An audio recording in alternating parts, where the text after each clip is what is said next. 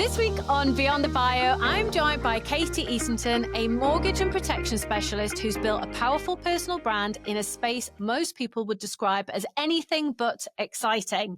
Katy's mission flips the usual conversation on its head. While most people focus on how to make money, she focuses on how to protect it. Because for her, wealth isn't just about growth, it's about security, resilience, and legacy. With over 20 years in financial services, Katy's helped secure more than £100 million in mortgages and support over 100 families and businesses with protection and insurance strategies that safeguard their futures.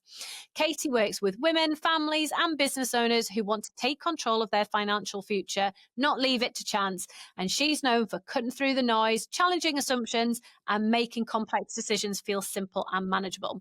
In this episode, we're talking about how Katy has built a standout personal brand in a traditionally conservative industry, how she makes unsexy topics land, and why visibility is just as important as expertise. So, welcome to the show, Katy. Thank you. I always love people talking about me because I never make it sound so glamorous. And it's like, yeah, that is me. Yeah, that's what I do.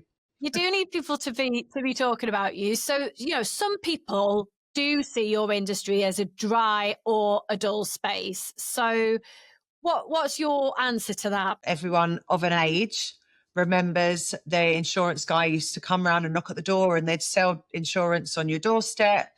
And it's still very much got a grey suit, older man, boring image. And let's be honest, nobody wants insurance. Nobody wakes up and says, yeah, I want to spend all this money every month and I may never, ever get anything for it, which is what I'm trying to turn on its head. I'm trying to educate so people see the value rather than the cost and the what ifs rather than the what nots, if that makes sense.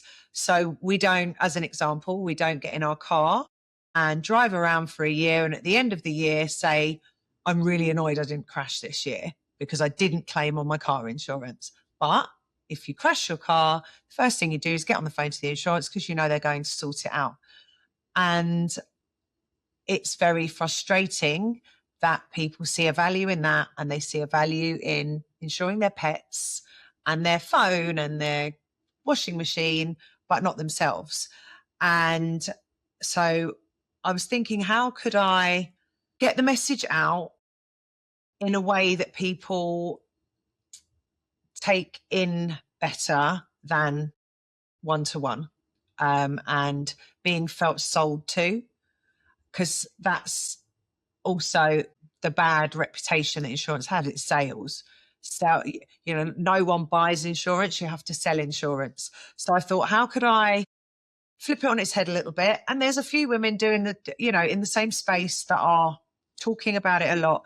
And it is something that is absolutely life-changing. And it really does give people choice at the time that they need it the most. Getting my personal brand out there so people know who I am, and then talking to more people at one time rather than doing one-to-one meetings with clients. And changing one person's life at a time is absolutely fine. But if I can get out there and get on stages or get in workshops or masterminds or in front of more people at a time, I can educate a lot more than having that one-on-one conversation. And the only way that I can see to do that is by working on my personal brand.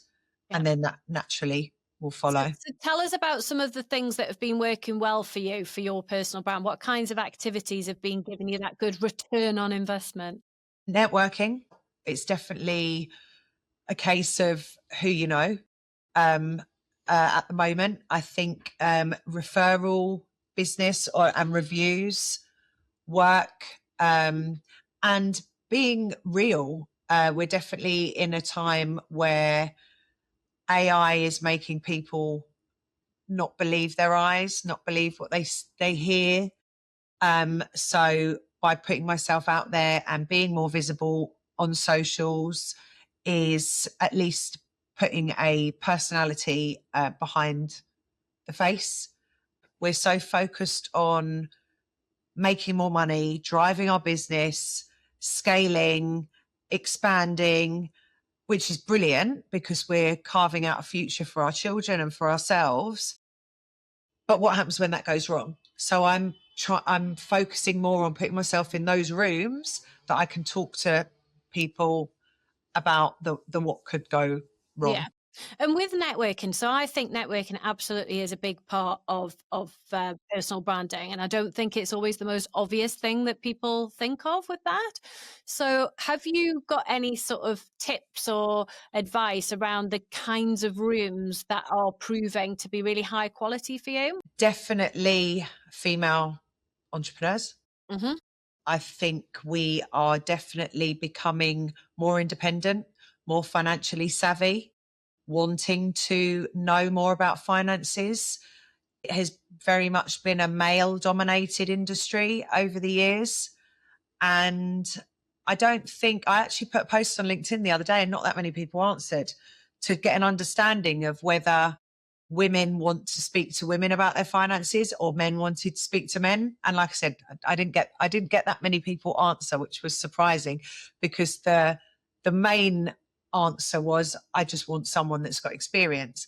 But I thought if you dig a little bit deeper, women prefer to talk to a woman, I think. I think sometimes without realizing, men could be a little bit condescending, bit dismissive. Um, and actually, women make much better judgments financially than men do. But men think they know better. So definitely rooms of women. I spoke at an amazing event a couple of weeks ago now that Memphis did, called More, which was a room. There was one man, but by that there was over 100 women that were all probably aged 30 and above, but definitely wanting to carve out something for themselves, their families, whether they're sole traders, large business owners, online business owners. That you don't get taught this in school. So how would you know what to do with your finances unless someone tells you? So I'm definitely finding that those kind of rooms are a lot more receptive, and they're my ideal client. I want Perfect. to work with people like me. That's yeah, and that's a really good way of describing it, isn't it? You mentioned just before that social media is good for you. Which platforms would you say are your biggest platforms? Instagram and LinkedIn. Although my Instagram copies over to Facebook, I don't really get Facebook. I go on it and I see a load of adverts. I don't see anything from anyone else, and it just annoys me. Well, Instagram's quite an interesting one for you though, because your industry, as we've said, is quite dry and traditional. So you wouldn't normally associate someone doing what you do with Instagram. So tell us what's working well for you on there. I share stories. I don't find static stuff works, like just a picture with information on it. But also I show me more on Instagram.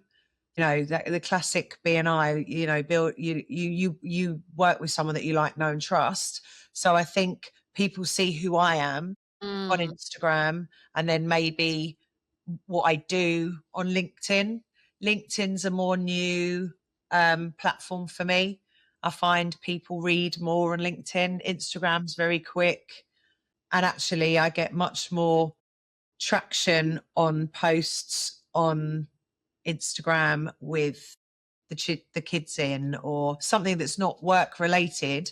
But then once people interact, then they see more. So you just put a little bit of information in there. yeah, that makes total sense. Have you ever had any negativity or pushback from clients or peers when you've been putting yourself out there? Do you know, I haven't. I've been actually very, very lucky.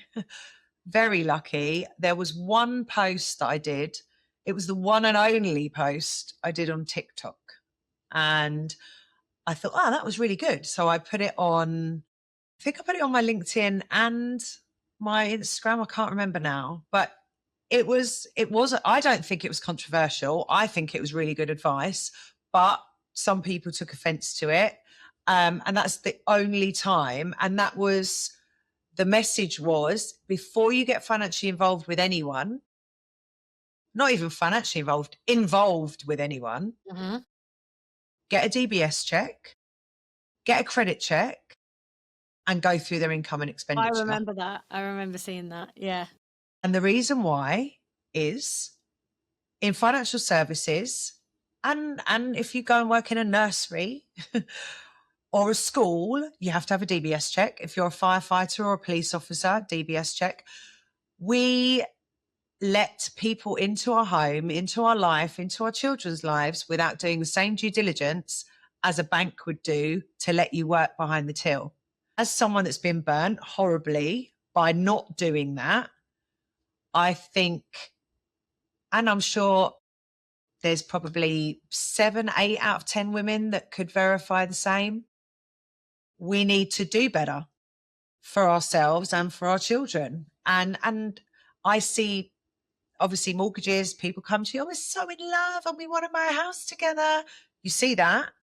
But then you also see, oh, my husband's left me and he's hiding all the money and I've got the debt and I don't know what to do. And if things were explained better earlier, or you knew what you were getting involved in earlier, I'm not saying don't be with someone because they've got a criminal record or they've got bad credit or they're crap with money. I'm not saying that at all. But at least if you know that at the beginning, you're not building these wild dreams of having a property empire with someone that can't even pay his electric bill. And what was the reaction to that post? It wasn't great. Just wasn't. It was 1 or 2 people in particular that was just like, you can't do that without someone knowing about it. And what are you talking about? And why are you so negative? And I was like, well, just ask them for it. And if someone's not going to share it, then question why they're not going to share it. But to be honest, I've been very lucky. I haven't been trolled. That doesn't mean, please, anyone take that as an invitation. I see a lot of people get horribly trolled online. But I think I'm very careful. I don't give advice on over social media. So I can't get someone saying, well, you said that and I went to the bank and they said this. I'm very careful that I don't give advice because advice is bespoke to the client. And you don't know someone's circumstances until you sat down and had a proper conversation with them. I like to think people like my stuff. But if you don't, there's an unfollow button. So, and when you are obviously building this brand online and in person, are you finding that has, as you've been more intentional around, right, I'm going to post on Instagram, I'm going to post on LinkedIn, are you getting more inbound inquiries as a result when you're consistent on socials? Yes, definitely. And I collaborate with estate agents and other people that have got my ideal client as their followers, or like, for example, podcasts. It's not going to make sense to me going on a podcast with someone talking about baking cakes, because while it's a nice conversation, it's not helping me or them. When you're doing those collaborations, are you noticing an immediate kind of increase in inbound inquiries, or is it that actually you're getting the followers and then they're in your world and you're warming them up through your content and then getting inquiries? Podcasts happens like that. I'll get the followers and they might say, oh, that was really interesting. And then, then you start popping up, don't you? And then it organically may lead on to something. But when I've spoken on stage, it's been immediate, because I will tell stories or put it into emotion of what could go wrong. Tomorrow's not promised. So many people put off really important decisions because they're too busy, or it's not going to happen, or we're too young, or we're healthy, or I don't want to tempt fate. The person that died this morning thought they were going to wake up today, and it's, I go a little bit more emotional when I speak on stage, because you've got a very short time to make a very big impact. And those examples are so powerful because everyone can kind of imagine that. Have you seen any other people in your industry making mistakes when they're trying to show up online? Maybe perhaps some of the more stuffy people? Do they just ignore it completely and not even bother? Or do you see them putting out really cringe things? I don't follow a lot of people that do what I do. You're more connecting with clients. Only because it's very easy to start comparing yourself, looking at their followers, looking at how many likes they get, start second guessing yourself. So I stopped automatically just following someone back, or because it's hard enough to show up online regularly without looking at someone and thinking, oh my God, that post was amazing. Oh, mine's really rubbish. And I only got 1 like and they got 10,000. And what are they doing? There's actually a guy called Lewis Shaw.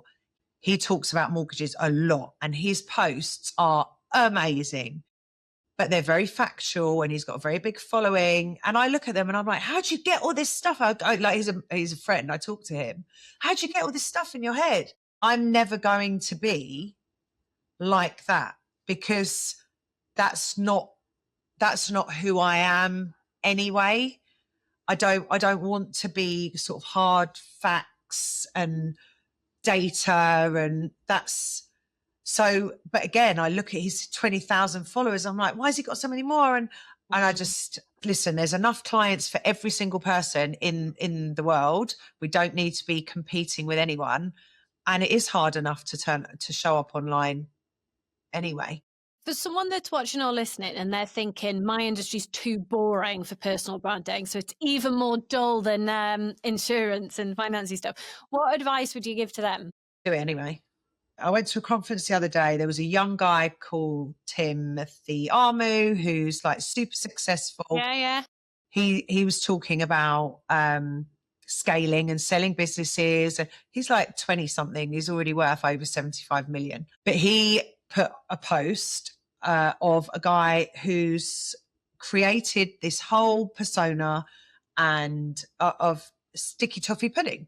So this guy goes and samples sticky toffee pudding. And look, I'm talking about it. Timothy was talking to a room about it. I'm now talking about. Who'd have ever thought eating sticky toffee pudding would be a thing? But he's created this niche and he's rolling with it and he's got thousands of followers and people are invested. I follow him now. I'm invested. You've just got to keep doing it because someone will repost it and then they will repost. I think the thing that people make a mistake with, which I definitely did, I worked with a branding lady years ago at the beginning of lockdown. And she said, do this with a reel and use this trending music. And I did one post and I was like, no one even looked at it. And that was it. I'd had enough. People don't realize how much you have to show up, especially now where you only get shown to people that are looking for what you're doing. So you can't talk about insurance. No one goes online and says, I want insurance. Exactly. So it has to be something else. It has to be me in the gym or me with the kids or me slagging off people with bad credit or whatever it is.